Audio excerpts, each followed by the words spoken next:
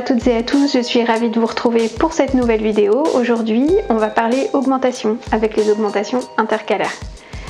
Alors les augmentations intercalaires sont des augmentations que vous pouvez réaliser en série proche, c'est-à-dire que vous pouvez les réaliser tous les 2 rangs sans problème. Elles sont aussi inclinables vers la droite ou vers la gauche, donc vous pouvez tout à fait les utiliser lorsque vous tricotez un raglan par exemple. Vous pouvez également effectuer ces augmentations sur l'endroit de votre tricot ou sur l'envers. Alors voici un petit échantillon réalisé avec des augmentations intercalaires, donc inclinées à droite de ce côté-là et inclinées à gauche de ce côté-là.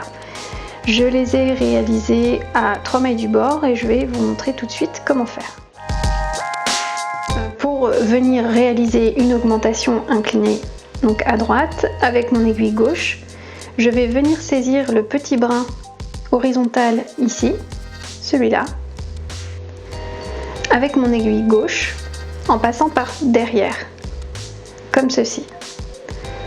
Je vous remontre.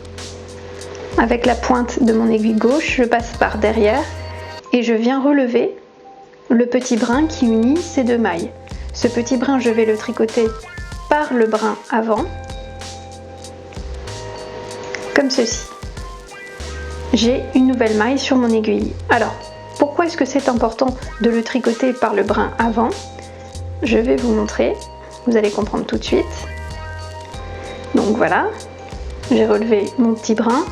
Si je le tricote par le brin arrière comme ceci, vous voyez que j'ai un énorme trou. Et comme je vous ai dit en introduction que c'était une augmentation qui était relativement invisible, il y a quelque chose qui ne va pas. Donc, en tricotant mon petit brin par le brin avant, en fait, hop, voilà, je vais tordre la maille et donc refermer ce trou potentiel. Alors je vais vous montrer maintenant comment réaliser la même chose à gauche. Je vais faire exactement la même chose, sauf qu'au lieu de passer par derrière avec ma pointe gauche, je vais passer par devant, comme ceci. Et je vais relever toujours le même petit brin qui unit les 2 mailles. Je vous remontre.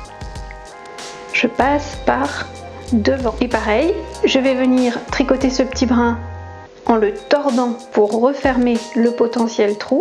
Donc cette fois-ci, je vais le tricoter par le brin arrière, comme ceci.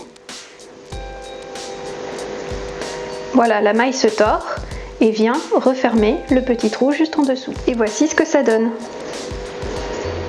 On a une augmentation qui est quand même relativement discrète au milieu de mon tricot. Alors petite astuce perso légèrement tirée par les cheveux, pour retenir facilement comment incliner à gauche ou à droite quand on ne maîtrise pas encore la technique, retenez, j'incline à droite, je passe par derrière. Les 2 mots ont des D et des R, ainsi qu'une consonance assez dure, ils vont donc bien ensemble. Ok, c'est un peu douteux comme raisonnement, je vous l'accorde, mais ça a très bien marché pour moi au début.